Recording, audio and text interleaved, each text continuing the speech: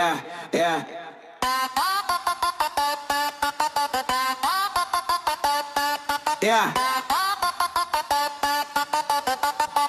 yeah, yeah. Step into the den where the stories ignite. Legends in the making, all the ones in the light. They walk through the fire, they've danced with the fight. Barely holding back, but their words take flight. Barely legends, yeah, we're breaking the scene. Raw truth, no fluff, every word is clean. From the top of the game to the ones unseen. Barely legends where the dream gets me. Yeah, we got tales from the rise and the climb so steep. Bars of wisdom hidden in the secrets they keep. Mic in the hand, truth rolls so deep. Barely legends waking giants from sleep. Barely legends, yeah, we're breaking the scene. Raw truth, no fluff, every word is clean. From the top of the game to the ones unseen. Barely legends where the dream gets me. Barely scratching the surface, but We'll just jump right in. With one, I kind of wanted to just jump straight into. I always like to get kind of the how did you get here kind of story. Um, when did you kind of start leaning towards sports as a professionalism, and then how did you get to the stimulus? Yeah. So I've been an athlete my entire life, all through school, and through college as well. I played college basketball. And when I was making the transition from kind of athlete to career, Hmm. it was actually my sophomore year of college. And basketball was kind of starting to look like it was less realistic for future. Just some things that had happened in my life that kind of changed the course a little bit. And I was like, man, I don't know what life is like without sport. Hmm. So I ended up changing my major in 2016 when I transferred to the University of Iowa. And then I kind of just took off from there. Had great professors around me. They have an awesome sport and recreation management program that has come leaps and bounds, especially even since I've graduated in Hmm. 2018. But I started as an intern in 2018 with the Steamwheelers. I had never really known too much about indoor football other than it was created in our community. The great Jim Foster, obviously, and I wanted to work in football. Yeah, That's what I kind of knew from my storyline. So I was like, this is a great start. Never in my wildest, dreams would I have imagined that that would lead to a career that I yeah, would end up, locking into the Quad Cities, and really taking off and really being a great, place for me to start my career within. So had an awesome first year as an intern and just continued to grow in the space and saw some opportunities to be able to obviously be a part of the community that I grew up in and kind of the rest is history. I've loved it every second of the way. So yeah. What's the GM of a arena football league look like, or indoor football league GM look like? I know you guys got a pretty active head coach as well, so he does a lot on his own. So what does that leave yeah. for you to do? Obviously, I know you guys work well together, but what does that look like for you? Yeah. So it's a very interesting question because I honestly think it varies from franchise to franchise. Hmm. The really great thing about how Quad City works is that, as you mentioned, we have an amazing head coach that does a great job of doing the recruiting and heading the whole entire football operation side of things. So, some franchises, the coach is also the GM and the head coach. Hmm. But within kind of our realm, in Quad City specifically, I help in the ways that I can, obviously, on the football side with Yeah, overseeing and management, but I really don't dabble too much in obviously the recruiting or anything. We go to the war room during camp and when we make our cuts, and I stay pretty involved in that way. But big part of the football side for me is just the character of our athletes and how they're representing themselves in our community. That's really where I get involved. hmm, Other than that, my main roles are obviously going out, community relations, doing recruiting as far as like our deck mates and getting a coach and things like that. The kind of PR stuff, as well as obviously sales and the things that make it possible for those football players to even come here in March and step foot on the field. So, yeah, really, my job is building the franchise, and making sure that all the pieces are in place so that when the guys report, we can just go out there and put on a show. yeah. Like you said, it's getting close. I mean, already it's crazy that it's already we're 2 days into the 2026 year. Uh, right around the corner is training camp, and then right after that is season basically. what is this time? Because I'm sure this time is around you is like, okay, it's time to like start getting into gear. What does this time look like for you? Yeah, so I mean, really now is like the lock-in point. You got the holidays where it kind of slows down a little bit Hmm. and you can kind of take that last breath and then you're just locked in. Yeah. So now till training camp, everything is about, those first few months that you're out of the so for instance the 2025 season, you're kind of putting a bow on it. You're kind of cleaning things up with sponsors as well as trying to maintain and retain those to go into the next season. And so that's what our big push is during that, first chunk before January is finding sponsors, going out and figuring out some different in-game elements and things like that. We're going to do our promotions, our jerseys, for our specialty nights, Hmm. things of that nature. And now this chapter is basically implementation. Yeah. So now we are looking back at everything that we've gathered. We're still trying to obviously obtain partners and things like that up until probably the end of March. And then obviously everything's got to get developed for the season. And you might find a few more while the season's going on. But the big push now is just putting it all together, Yeah. everything that we've been working for since 2025, conclusion to now, and getting things ready for those players to get here in, I guess, late February this year. Yeah, So, you brought it up a little bit, but I have a couple different directions I want to go. First, we yeah. always play Mount Rushmore, and you kind of brought it up, so it's going to be an easy segment here. Uh, the jerseys. You guys do an awesome job at the jerseys and having the special promotional, whether it be the John Deere nights, the Halloween one last year was awesome. Um, so I guess where I want to go with this is Mount Rushmore. I would love to hear four of your favorite jerseys that you've been a part of. Oh, man. Well, top-notch favorite ever was Halfway to Halloween. That was something that I had really, really wanted for a long time, and last year, Doug, our team owner, he gave me the green light. He's like, "I trust you. If this is something that you really feel passionate about, let's go for it." And, the jersey just, I think, brought it all together. I mean, Yeah. really, it was a really special and fun thing to do. Um, I really like our navy blue, the return of our navy blues Mhm. this year with that Adidas concept. I think they looked really clean, really sharp, and it was traditional as well. So obviously we're rooted in that navy blue, Yeah. so it was nice to have that come back. Um, our blackout military jerseys from 2024, I Mhm. believe. Yeah, they had the camo embedded in it, Yeah. but it was, like, very light. That one's definitely on there. And then the red unis. I would love to see a return of the red uniform Yeah. just because it's a great alternate, and the guys always get fired up, when they get to put on that red. So, I would have to say those are my top 4 of all Yeah. time, um, but that might be changing very soon with the upcoming lineup that we have for Awesome. 2026. What goes into kind of building these promotional nights and then also pairing like uniforms with them if you do special uniforms with those promotional nights? Yeah, so honestly, we go to a drawing board. Each year you have your like staples of your season, your military Mhm. appreciation night, John Deere night, obviously country night, that's become a staple here in the Quad Cities. But beyond that, obviously you're looking for something fresh and new every season to kind of mix in to find your, like I said, staple pieces that the community really, buys Yeah. into and gets behind. But really a big piece of that puzzle too is the partners that come in and basically give us their vision. We love to work alongside them and really let them get creative too, Mhm. because we have such a unique space to be able to be like, okay, yeah, we're doing an indoor football game, but like what's important to you and what ties would you like to kind of go root this upcoming promotion into? And we find really fun and exciting ways to do that. So again, it's really the concept of the idea when we're meeting with these partners, or maybe like I said, the halfway to Halloween was something that I wanted to do for years, Right.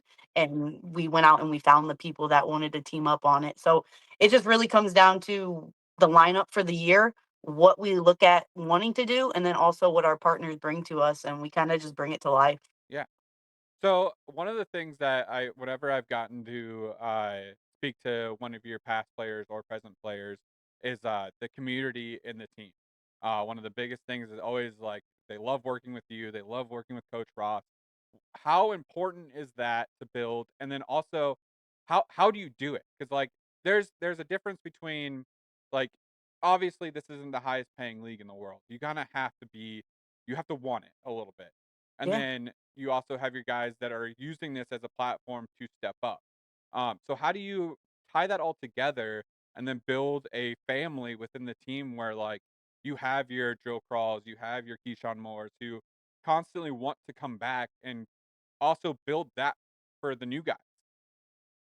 Yeah, so it's one thing to obviously be on the outside looking in from like the IFL across the board, the other teams within their communities and things of that nature. But it's a whole nother realm to like actually be embedded in the Quad City community directly Mhm. because we preach this whole with the Wheeler family.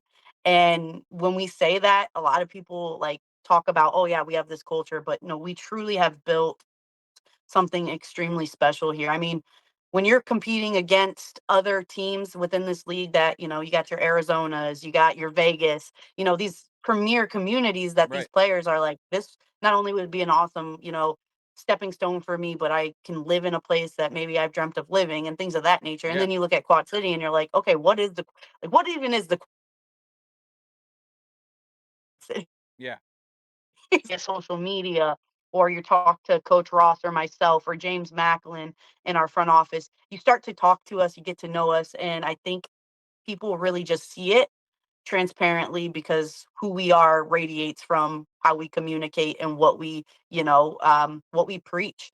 And I think that plays a major role. I think these players, you know they see what we are and they hear what we believe in and our mission and they buy into it. I mean, so it's a really cool thing. But I think when you have a guy like Coach Ross leading the helm, as far as on the football side, and the way that his story was written, and his NFL experience, and Mhm. just the way he guides these guys, in addition to obviously what we do in the front office, the resources that we're trying to make available to these guys, the partnerships that we go out and get, and really the way that we just buy into, what they're trying to do. I think it really sets us apart.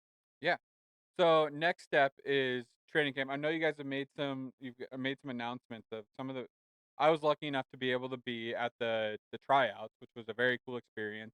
And there was quite a bit of talent. What goes into um getting like I don't know how much you are a part of it because I know you said Coach Ross does a lot of it, but I know you are in the room with it. What goes into the conversations of, hey, this is what we saw from these guys. Um, is what we liked, and then also, like, you guys have such a small roster. I heard Coach Ross at the end of it even explain, like, "Hey, we have injuries. We have these things," Mhm. which honestly got you guys a little bit at the end of last year, on that big run you guys had where you kinda got the injury bug and it caught up. What Yeah. goes into having those conversations with people, down the road, with either A, "Hey, we wanna bring you to training camp, see a little bit more of you," or B, "Hey, we liked you. Unfortunately, we don't have the space for you, but please be willing to take a call later in the season if we need you." Yeah, and I think you kind of just explained it right there in itself. I mean, what we do, and let's just reference the tryout that we just had. This might have been probably the biggest tryout that we've ever recruited from. We grabbed probably the most guys that we've ever Mhm. grabbed. And I think a lot of that comes to the talent that we're starting to see visit these tryouts and come want to be a part of them. But like as far as like the decision making process, following the tryout, there was some guys that we instantly were like, okay, we got to grab him now. Like, Yeah. let's get him on our roster. Let's lock him in for training camp. We don't want to let this guy go. And then there's other scenarios where, like you mentioned, it's like, oh, he was a great guy. He performed well, but maybe we already have someone who's pretty close to what he might bring to the table. But that doesn't mean he's off our radar. Yeah. And like you mentioned, if something happens, we've called guys. I mean, Nick Harris, a lot of people don't know this. Number 14, Nick Harris, he came to our tryouts last year. He did not get the call until during training camp. He had a couple days in training camp, ended up making the roster, coming in, with just a few days Yeah. to show us who he was, and then ended up being a major presence in our, backfield throughout the entire season. So, I mean, it really just comes down to guys staying on it, staying serious. Don't take a no right now as a no forever, Right. and just be waiting for that call because again, as it stands, like our roster size and the space that we're able to hold obviously is much smaller than what we might need come an injury bug or something of that Yeah. nature where a guy ends up having to have 3, 4 weeks on IR. So really this league and this level, specifically us as well, like we're always on the lookout for the next man up, just because you have to be ready for what can happen. And a lot of those guys that come to the tryout show us the tenacity, show us the eagerness, but they might just be missing one or two things, you know. So we tell them, go home, stay ready, and be ready. Yeah. So, I mean, that's just a key example of that. And then as far as like, again, my role is what we do and how we recruit. Like I said, I like to allow Coach Ross that space. He respects what I do. I respect what he does, but he takes a lot into consideration on the things that I might have seen outside of the play. Right. I mean, obviously, we're all admiring these athletes, hoping, and wishing and praying the best for them. But at the end of the day, too, it comes down to character and how Mhm. they're gonna represent our organization on and off the field. And, you never want to bring in someone who might be cancerous to your franchise, regardless of how talented they are. So Right. it's all a big puzzle that you're trying to find the perfect pieces to put together. Yeah. And the goal is obviously to get to the end of the season to represent yourself in the championship game. So Yeah. And you referenced the end of the season and the championship game. So what in your mind is it that like could put you obviously other than please Green Bay don't be there at the end because that seems to be whatever reason. But what is the answer for you? What are we looking for this year to try and put us over that little hump there? I think a big piece of the puzzle is our returners, the guys that we had here that were, instrumental to the process, while also finding a couple other pieces that maybe we just need to tweak a little bit or find the right complete team that Mhm. works well together and is able to finish the game. I mean, at the end of the day, we had an amazing amazing team last Yeah. year. I mean, there's not one guy that I was ever be like, oh yeah, we probably need to remove him and put this guy in. It doesn't really come down to that as far as what we did out there, because I think at the end of the day, that Eastern Conference championship, it just wasn't in our favor. The football gods had it written for Green Bay. I Yeah. mean, and I truly feel that way just based off of how it played out. I mean, the series of events that took place, and then that final play where we had the holding in the end zone, and it really Yeah. just, I mean, because if that wouldn't have been called, Jordan VC made a hell of a catch on the sideline. We were going down to win that game. Yeah. So I mean, at the end of the day, we had the pieces, and I do believe that we have the pieces again, to move forward and do that. And then under obviously Coach Ross's guide, and the beautiful thing about the IFL is there's so much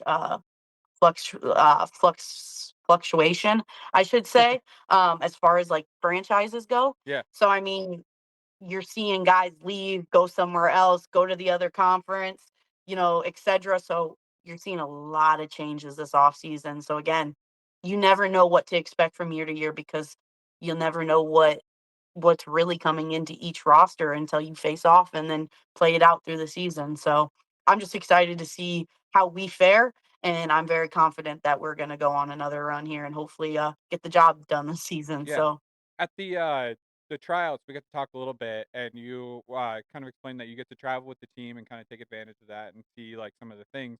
yeah. What are you when you go to an opponent's stadium? What are you kind of taking in, and trying to not necessarily steal, but also like maybe try and implement that you like that they did, or you like, hey, I don't like this, like let's not do that. What are you kind of looking at when you're in an opponent's stadium and kind of taking in? I love this question because honestly, that is probably one of my favorite parts of traveling alongside the team, is getting to go into all these incredible venues and seeing how unique each of us are in Hmm. our approach on our game day presentations. And one thing I'll say is, you go into every venue and you'll see something that you like. You might go into every venue and you might be like, that's really cool here, but I don't know how that works in Right. my venue.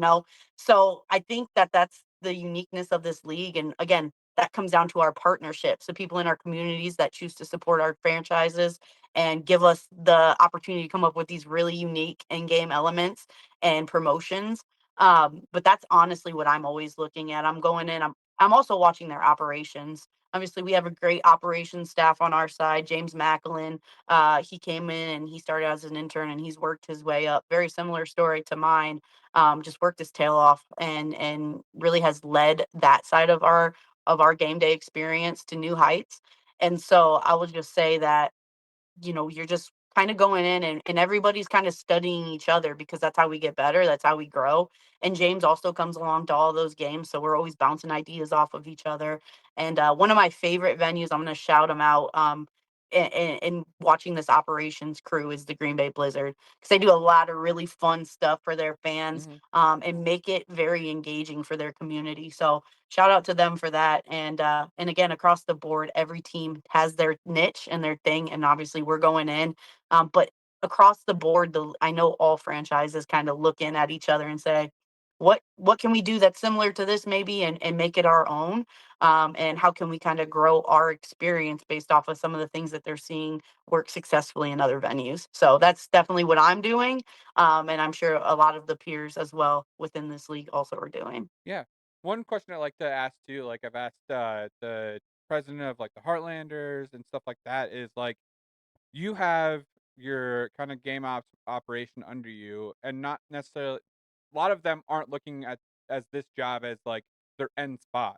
How do you deal with the rotation of like, you want to be happy for them because they're kind of going to bigger and better things, but also Yeah. it's like, oh, I like that one. Like I wish I could have kept that one. How do you Yeah. deal with that on a year to year basis, or like a lot of the interns? Like you have a lot of interns that you have to balance.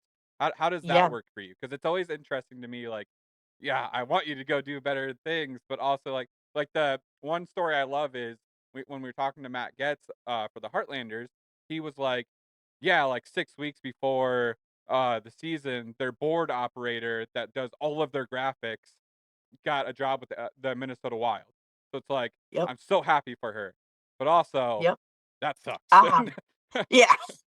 No, I again, that's one of those things. It's working at this level of sport, just as much as our athletes are coming in to use this as a stepping stone to try to get up to those higher leagues and get out of here. That's what our staffs are doing too. I mean, we really put a lot of effort into our internship program. And again, I'm a product of that same program. James is a product of that program. Dustin Eichten, who does graphic design for us. He was a part of that program that we brought him over here from my time out at Bismarck. And I recruited him here to the Quad Cities. So, I mean, at the end of the day, I've been extremely blessed to have some amazing people around me that we've brought in as interns, and then they wanted to stay and be a part of it. And again, I think that comes back to that culture that we're talking about, Mhm. that we've kind of created here in Quad City.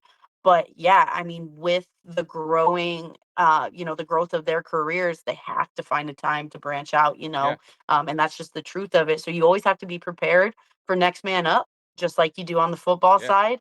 Um, but again, we take a lot of pride in our internship program that kind of breeds these young professionals who are transitioning from college to career.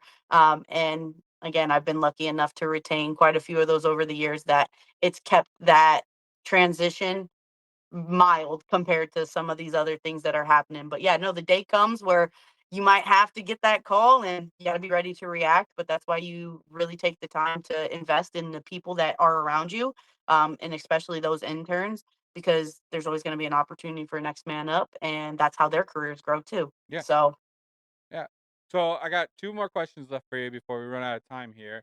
Uh, One, I would love to know, GM Steamwheelers, what is it that, I mean, every now and then you got to get your mind off football. What are we doing to get out of the football realm to like, I gotta decompress, like get me out of here. What are we yeah. doing to do that?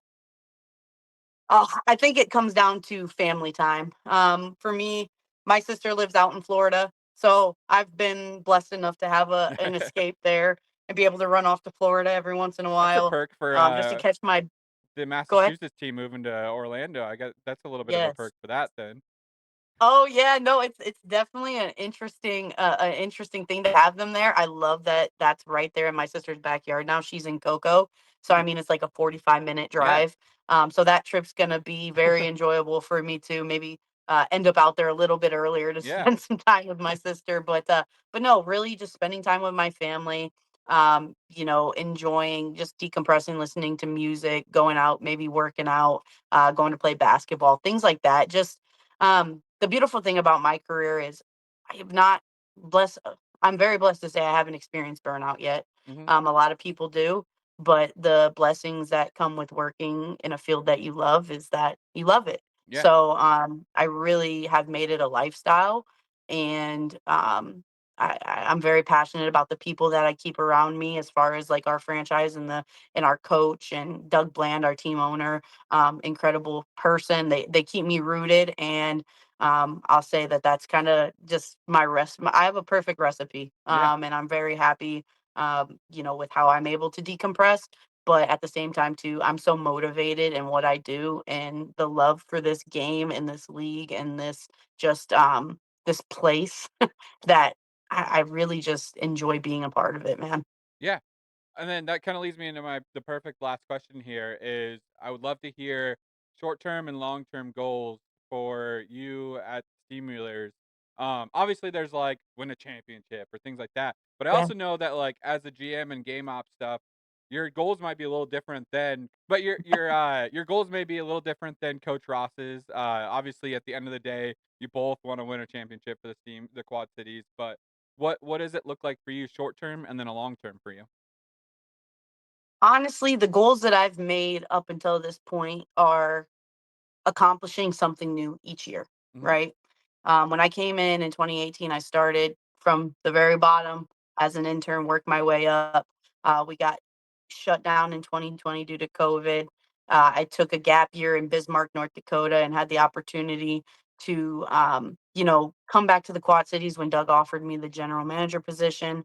And since then, we've made it to the championship game. We've won the Eastern Conference championship. Now we've hosted all playoff games. I mean, each year we accomplish something new. Mhm.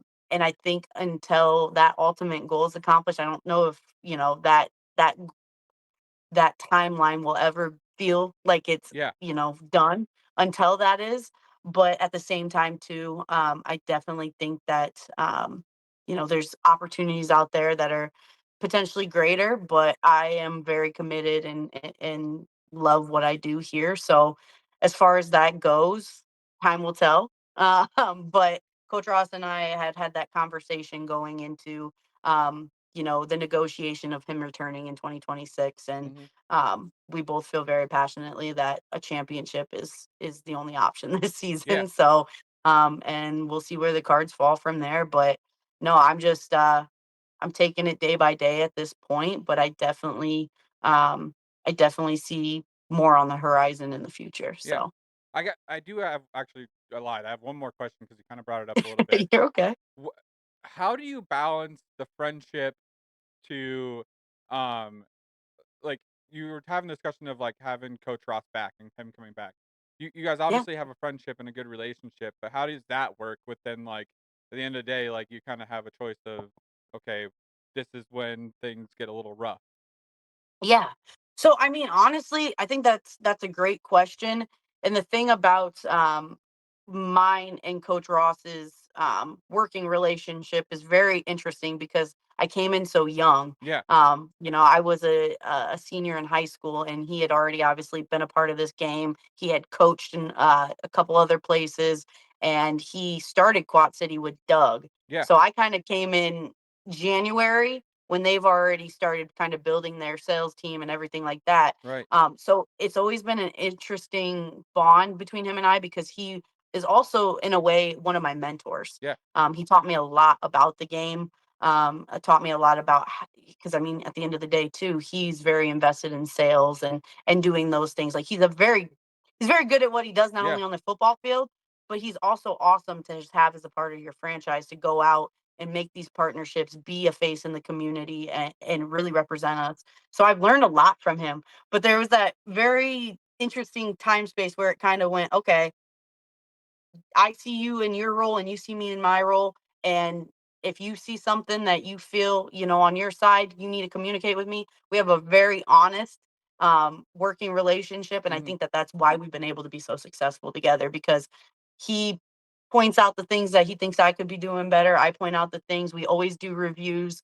We touch base. We kind of give each other that honest transparency, Yeah. to where we continue to push each other to be better. So I think it's a very, very unique scenario, compared to any other, team within or within this league or beyond. Yeah. But at the same time, too, like, we turn off that friendship and we have that professionalism on, all the time, but we also respect each other a lot in our journeys. And I think that it makes for a very, like I said, a really good working relationship where we can hold each other accountable, Yeah. but we can also create a culture that people want to be a part of. Yeah, very cool. Well, Destiny, I appreciate your time. Thank you for letting us be part of kind of some of the things we've gotten to do with you guys. We Yeah, hope to work with you guys more in the future. But yeah, this is really cool. I appreciate it. I hope the season goes really well. It looked like a lot of talent was, like you said, was at the tryouts. So I mean, that's a forecast of what we're going to see this season. I have high hopes for it. absolutely. Yeah, no, we're super pumped and it's been awesome to get to know you more and have you around. And I look forward to the season ahead. And like I said, I think it's going to be a really successful one. So, gonna enjoy having you along for the ride, Yes, man. awesome. Thank you.